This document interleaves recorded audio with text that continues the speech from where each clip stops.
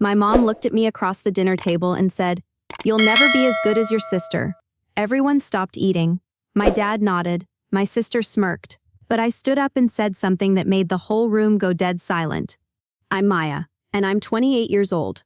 For as long as I can remember, I've been the invisible daughter, the backup child, the one who worked 2 jobs just to keep her head above water while my parents showered my sister Emma with praise, money, and opportunities I could only dream of. I spent my nights as a hospital nurse, saving lives in the ICU, my weekends tutoring kids just to pay off student loans that seemed to grow bigger every month. I never complained, never asked for help. I just watched from the sidelines as Emma got everything handed to her on a silver platter. If your family has ever made you feel invisible while lifting someone else up, subscribe right now and tell me where you're watching from. I read every single comment because I know exactly how that crushing feeling of being overlooked tears you apart inside. It all started 3 months ago, at what should have been just another family dinner. But this one was special. This one was all about celebrating Emma's big news. She'd landed a marketing job at some trendy startup, and my parents had turned it into a full production. The dining room smelled like roasted chicken and expensive wine. Mom had cooked Emma's favorite meal from scratch. There were flowers on the table, good china, and candles flickering like this was some kind of holiday.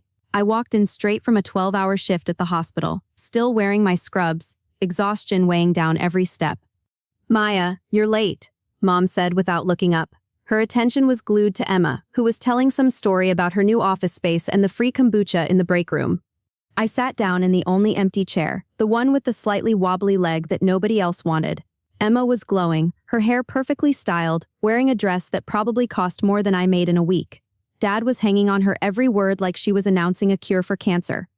"And then my boss said I have real potential for the creative director position," Emma continued, waving her wine glass around. "He thinks I could be running campaigns within 6 months." "That's incredible, sweetheart," Dad beamed. "This company really knows talent when they see it." I tried to jump into the conversation. "Speaking of work, I got a commendation today for helping save a patient who came in with cardiac arrest. The doctor said my quick thinking made the difference between life and death." Mom barely glanced at me. "That's nice, honey." Then she immediately turned back to Emma. "Tell us more about the office culture. It sounds so dynamic." Dad leaned forward, completely ignoring what I'd just said. "Emma's really going places with this company. They have real growth potential, not like these dead-end healthcare jobs." That's when it happened. The moment that changed everything.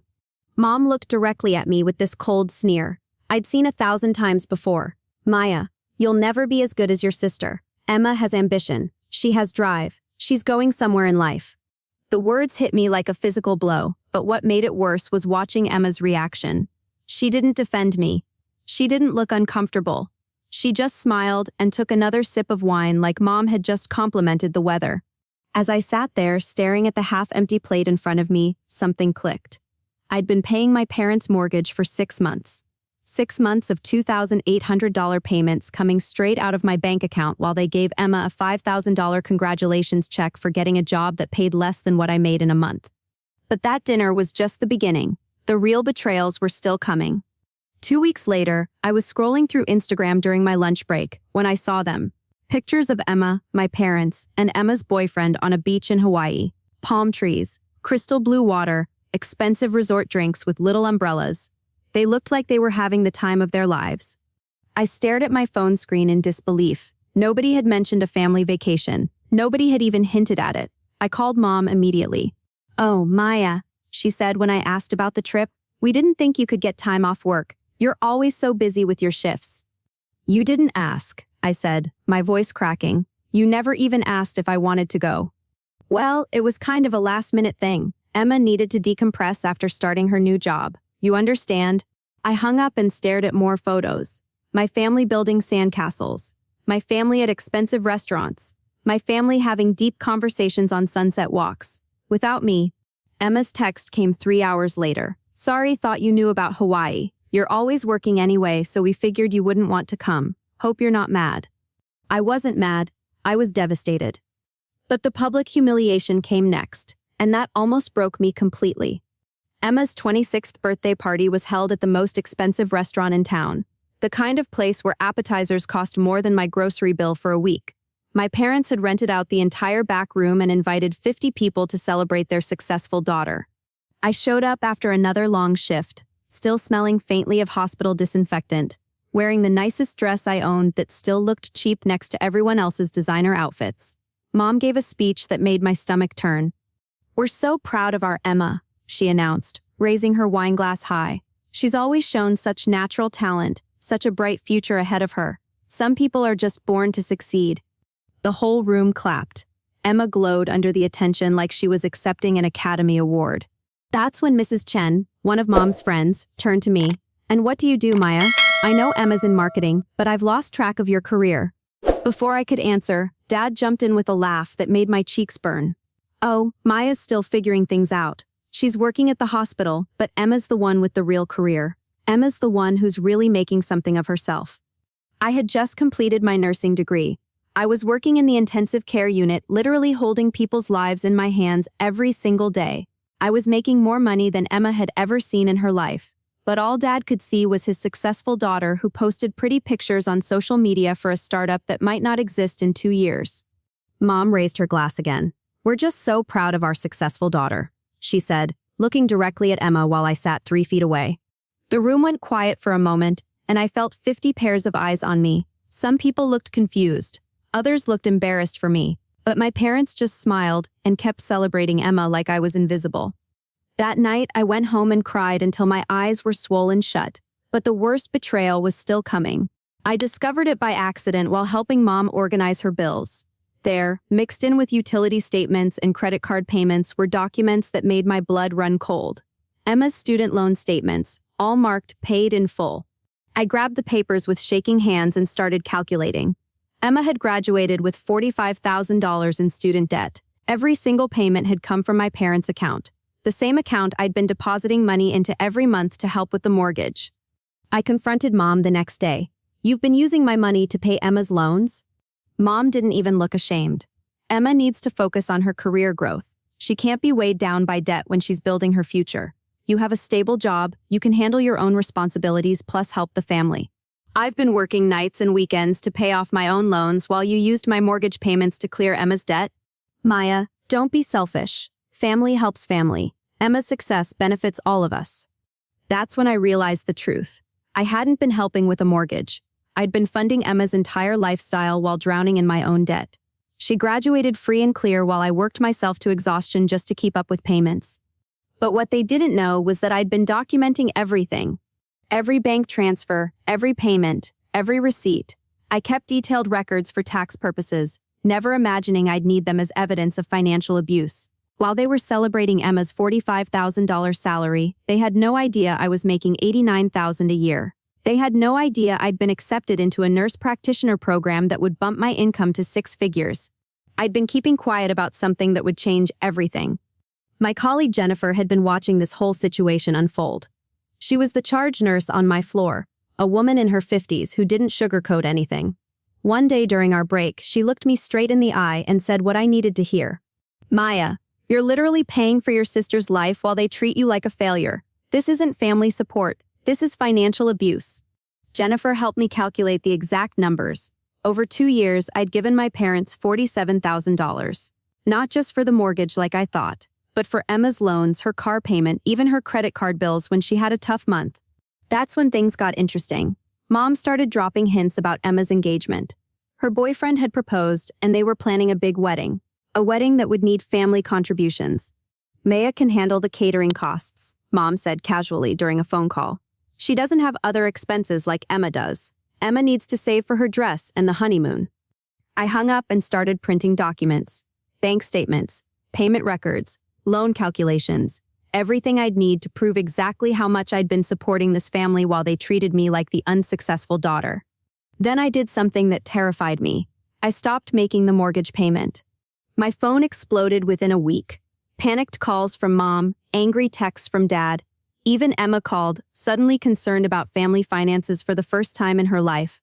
"Maya, what's going on with the mortgage?" Mom demanded. "The bank called saying the payment is late." "I think we need to have a family meeting," I said calmly. "Let's sit down for dinner and discuss everyone's financial contributions." They agreed immediately, probably thinking they could guilt me back into line. The dinner was set for Saturday night. Mom cooked another elaborate meal, probably thinking food would soften me up. Dad opened a bottle of wine like we were celebrating something. Emma showed up with her engagement ring sparkling, ready to discuss wedding plans and my expected contribution. They had no idea what was coming. Dad started the lecture before we'd even finished eating. Maya, we need to talk about responsibility, family obligations. You can't just stop supporting us because you're having some kind of emotional crisis. This family depends on your contributions, Mom added. Emma's building her future, and we all need to sacrifice to help her succeed. Emma nodded along, completely clueless about where her lifestyle was actually coming from. Maya, I know you're stressed about money, but we're family. We help each other. That's when Mom gave me that same cold sneer, that same dismissive look that had haunted me for years, and she said the exact same words that had started this whole confrontation. You'll never be as good as your sister. I stood up slowly, my hands steady for the first time in months. I looked Mom directly in the eye and said the words that made the room go dead silent. Then ask her to pay your bills. Nobody moved. Nobody spoke. The only sound was the ticking of the grandfather clock in the hallway. I reached into my bag and pulled out a folder thick with documents. I spread them across the dinner table like I was dealing cards, each page landing with a soft thud that seemed to echo in the silence. I've paid $47,000 to this family over the past 2 years, I said, my voice steady and clear. Emma's student loans, your mortgage, her car payment, even her credit card bills when she overspent on clothes and vacations. Emma's face went white. She picked up one of the bank statements with trembling hands, staring at payment after payment with her name in the memo line. Monthly mortgage payments, $2,800, I continued, pointing to each document.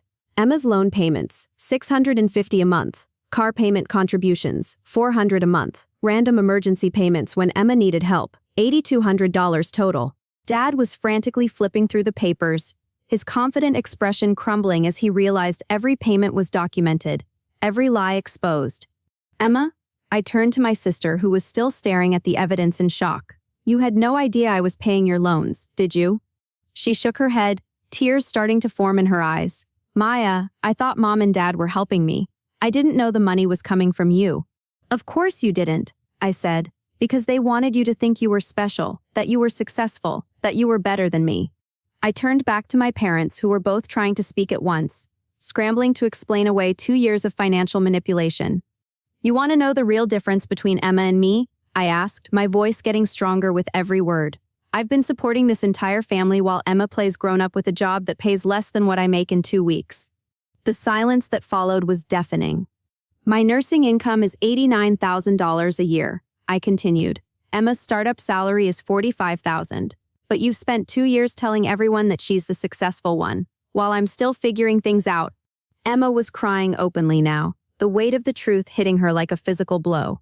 She'd been living off my money while looking down on me, her entire lifestyle, her debt-free graduation, her financial freedom to focus on her career, all of it had been built on my work, my sacrifice, my paychecks. Maya, we can explain, Dad started, but I held up my hand. No, I said firmly. You can't explain away 2 years of lies.